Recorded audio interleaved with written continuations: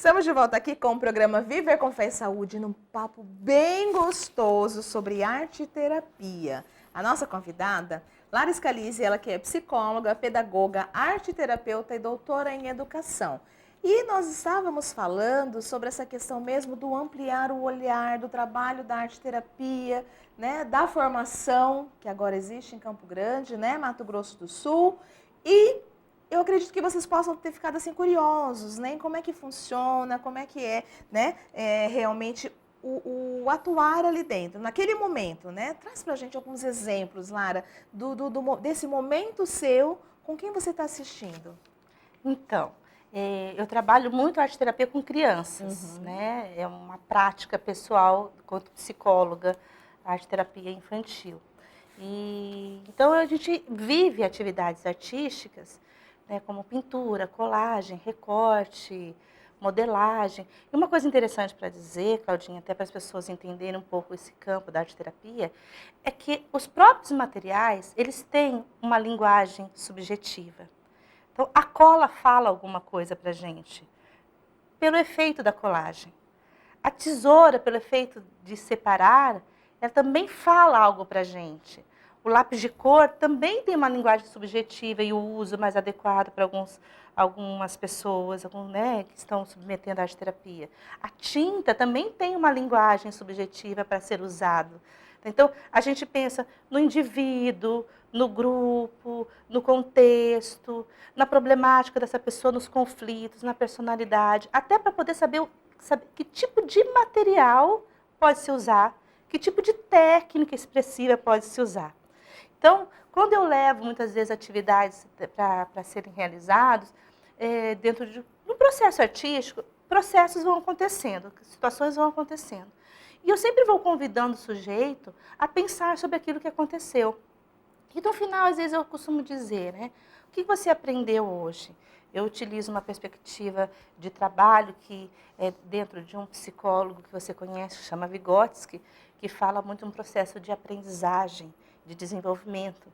Então, para mim, no meu processo de psicoterapia, são modos de aprender, são modos de desenvolver habilidades para a gente lidar com certas situações. E eu pergunto para as crianças, o que você aprendeu hoje aqui nesse processo de pintura, de colagem? E eu ouço coisas assim que me deixam numa satisfação muito grande. Crianças que chegam para mim com 8, 9 anos, a falar, hoje eu aprendi, Lara, que é importante e a gente pode mudar de ideia. Olha, Quando eu falo essas coisas assim, eu falo, uma criança já começa a perceber que ela pode mudar de ideia, que a vida não é rígida. Eu penso uma coisa hoje, eu posso, de repente, por alguma situação da vida, mudar de ideia. uma Tem criança pensando coisa que alguns adultos despertam isso lá na fase adulta. Às vezes eu tive falas agora, me recordando, de crianças que falaram assim, eu acho que eu consigo perceber hoje que eu posso, muitas vezes, quando eu estou diante de um problema, olhar para o outro lado. Porque muitas vezes, diante de um exercício, ela estava olhando só para um lado, e eu falava assim, mas por que você só está olhando para esse lado? Existe esse outro lado da atividade também. E ela foi para o outro lado da atividade. Eu falei, o que você aprendeu hoje comigo? Ela falou assim, que a gente pode olhar para o outro lado. Eu falei, que bom, que legal, né? A gente pode ampliar o nosso olhar, a gente pode buscar possibilidades. É essa a ideia da arte-terapia, de uma psicologia, de um trabalho de desenvolvimento com o outro, as possibilidades que a gente tem. Quando a gente cria possibilidades, isso é processo criativo. E esse processo criativo é sinal de saúde mental. Exatamente. E o indivíduo ele pode perceber que ele pode errar, né, Lara? Sim, com certeza. E ele pode reconstruir, ele pode ressignificar esse erro e seguir, Nós né? temos muitas atividades em arte-terapia, sim, que é um processo de construção, de desconstrução e reconstrução. Então, a gente cria o mosaico. O mosaico é um trabalho que vive isso, porque a gente tem uma peça intacta, que muitas vezes eu preciso quebrar aquela peça intacta e depois juntar novamente num outro modelo artístico. Então, no momento em que eu pego algo que era intacto, que era perfeito, mas por alguma outra situação da vida se quebrou, e aí a gente tem a expressão estar em cacos, né? O que eu faço com esse estar em cacos? Aí eu vou ressignificando possibilidades para poder juntar e colar novamente esses pedacinhos e transformar em algo de autoestima, em algo que reflete algo belo para mim, e perceber que a vida é assim. Que bacana. Trabalhando em oncologia pediátrica, Lara, só um recorte para fazer aqui. Eu trabalho muito com as crianças nesse sentido, né, do quebrou, né, saúde, veio a doença, é um luto que eles vivenciam, né, a família, o paciente, nós profissionais também, de certa forma. Aí há o rompimento, existem os cacos. Mas aí o que nós vamos fazer com esses cacos? Nós vamos jogar fora? Não, nós vamos reconstruir, nós vamos reescrever. E de que forma nós vamos juntar esses cacos? Tal qual os chineses, com fios de ouro. Porque vocês, crianças, valem ouro para nós. E isso muda tudo. Isso muda o olhar, inclusive, e não focar na doença, mas focar em tratamento, focar na ressignificação da vida, né? Daquele momento que ele está vivendo. Né? Larissa é muito significativo também. Muito. Então, uma atividade de mosaico junto com essa sua fala é muito interessante. Gente, que bacana. E eu estou pensando aqui em relação às organizações. Isso também pode acontecer dentro das organizações, dentro das empresas, junto aos profissionais também, né? Sim, sim. Você participou comigo dentro de um trabalho da psicologia, de um trabalho dentro de uma categoria profissional, né, de um conceito de categoria profissional, com profissionais de equipes de arte-terapia, que a gente chegou até a ganhar prêmio, né? Foi maravilhoso. Exatamente. E quando, como a gente falou no primeiro bloco, em relação às várias áreas que pode abranger, que não é algo restrito ao profissional de psicologia, vários outros profissionais podem vir somar e podem vir enriquecer também, né? Sim, com certeza. E essa especialização, quando foi criada, e a proposta, o objetivo, o projeto político-pedagógico, foi exatamente pensando nisso. Né? Você me conhece, eu acredito na possibilidade sempre de ampliar. Né? Eu não gosto os meus trabalhos, eles não se fecham, eles se ampliam. E nesse processo de se ampliar, eu fiquei pensando, não, vamos introduzir outros profissionais e entender como a arte nos fala, como ela pode ser útil para o outro e como a gente pode favorecer isso. Exatamente. Então, essa ideia eu tenho falado muito para vários profissionais, tanto é que esse grupo que começou, que está com essa proposta, não são só de psicólogos. Tem muitos profissionais de várias áreas, né? Administradores, publicitários, artistas visuais, tem designers de interiores, tem vários profissionais para entender, muitas vezes, articular esse conhecimento. O que é importante a gente entender na especialização de arte-terapia e do arte-terapeuta, da arte-terapia, como a gente está falando, que é um olhar especializado. Todo mundo pode trabalhar com artes, não é específico do arte-terapeuta. Mas quando a gente trabalha com arte, sendo arte-terapeutas, a gente sabe disso. O que esse material nos fala? Como eu utilizo de uma forma apropriada? Né? Por exemplo, o lápis a gente considera na arte-terapia que é um material de controle, que é um material onde coloca limites. Ontem eu estava falando num encontro que eu participei, que aqueles livros antigamente de pintura de estresse, esses que teve um boom, né? Sim. Né? As pessoas começaram a abandonar. Isso me estressava mais do que me favorecia, né? Por quê? Porque muitas vezes o próprio material que era o lápis não era um material apropriado para a liberação de emoções. Porque o lápis ele é um material que é um material de controle das emoções. Olha. Então, só o arte-terapeuta sabe disso. Só o arte-terapeuta entende, porque a propriedade... Que realmente não ia ter como dar certo. Então, tem pessoas, às vezes, que se estressavam, né? Talvez fosse por tinta. Talvez por tinta. Porque a tinta é um material fluido, é um material que libera emoções, é um material que tem, por si só, enquanto característica do material, uma outra forma de envolvimento dentro do sujeito. Então, o material nos fala. E quem tem isso? Quem sabe disso? É só o olhar especializado do arte-terapeuta. Eu quero que você deixe uma dica para quem está nos assistindo, para os pais que estão nos assistindo, como é que eles podem fazer, se existe algo que eles podem fazer para estimular a criatividade das suas crianças? Eu acho que, eu lembro que tem algumas mães, quando vinham comigo, falavam mas eu não tenho espaço, Lara, para poder dar cola, da tinta, da pintura. Eu falei assim, cria a caixa da criatividade, cria uma caixa. Abre uma caixa, dentro dessa caixinha tem tudo lá, tem a tesoura, tem a cola, tem um lápis, tem a tinta. Sabe? Adequa, né? Adequa. Você não tem um espaço grande na sua casa, mas você tem uma caixinha da criatividade, uma caixinha das inspirações. Propicie para a criança mexer com isso, criar. se vê a partir daquela produção, valorize aquela produção que isso ela que eu ia te dizer. desenvolveu, entendeu? Eu sempre falo para as mães, ó, tudo que é feito com as crianças, coloque no lugar de destaque em casa, né? Valorize. Chega alguém em casa, apresente numa casa, mas apresente também a atividade que a criança fez, que de repente está pendurada na parede.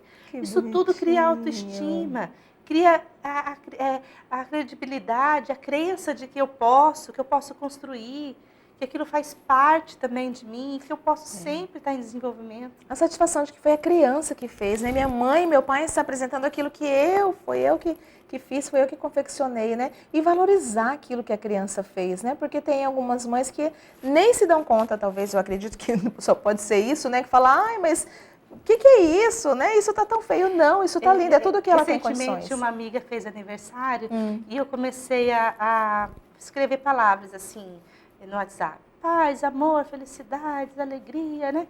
Para você. E a minha filha estava do lado, a Angelina, de 9 anos. Aí eu falei assim, Gê, me fala coisas boas para eu poder desejar de aniversário. Aí ela falou assim para mim, mãe, criatividade. Ai, que bonitinha! Criatividade é uma coisa boa. Olha, e ela já desperta também, né? Uma Então, criatividade. E isso faz com que a criança amplie esse olhar diante acerca da dificuldade. Ela vai fazer um enfrentamento, né? Vai. Então, de uma forma ou de outra, são estratégias de enfrentamento que são inseridas na criança para a vida, Você né? sabe disso, porque você trabalha com uma clientela que tem que ter enfrentamento diário. Então, eu sempre digo que na vida a gente tem que entender que qualquer situação de conflito, o nosso enfrentamento tem que ser maior do que ele. Porque os conflitos estão na vida, situações acontecem na nossa vida, mas maior do que ele, o nosso enfrentamento tem que ser. O nosso enfrentamento em relação à situação. E, sem sombra de dúvidas, a arte-terapia faz com que a pessoa possa ter um desenvolvimento pessoal, sobretudo emocional também, Sim. né? Isso tem a ver também com a inteligência emocional, Lara? Tem com certeza. Porque a inteligência emocional é até uma junção da habilidade intrapessoal de você reconhecer suas emoções e seus sentimentos e a capacidade que você tem de reconhecer os sentimentos e emoções dos outros. Então, diante disso, a inteligência emocional, quando na parte pessoal, existe essa comunicação intrapessoal. É uma coisa muito interessante a gente perceber dentro dessa inteligência emocional, é a formação da pessoa diante da sua prática. Por exemplo, o arte-terapeuta, a formação dele, eu sempre digo, e no meu doutorado que foi em educação, eu trabalhei com formação profissional, eu utilizei um teórico que eu gosto muito, português, chamado Antônio Nóvoa, que ele fala que antes a gente tem que preparar o profissional para ser pessoa. É a pessoa do profissional que vai estar na prática. Então, eu penso que as formações, de um modo geral, têm que se preocupar com isso. Antes da técnica, do conteúdo, ele tem que entender como aquilo pode ser aplicado dentro de uma prática. E para aplicar dentro de uma prática, eu tenho que ter, no mínimo, inteligência emocional para isso. Eu tenho que me trabalhar como pessoa. A especialização em arte-terapia, assim como outras especializações na área da saúde mental, eles propiciam isso para a pessoa. Desenvolvimento pessoal, possibilidades de se observar diante da sua prática, trabalhando isso como pessoa, né? Não simplesmente como um profissional técnico da área. Quando na verdade, também isso inserido dentro das famílias, a gente pode observar também as famílias meio que se aproximando, né? Aquela questão da correria do dia a dia, da pressão no trabalho, e pega a criança na escola, e enche a criança de atividades, e tem a rede social, e tem o celular, o tablet, enfim.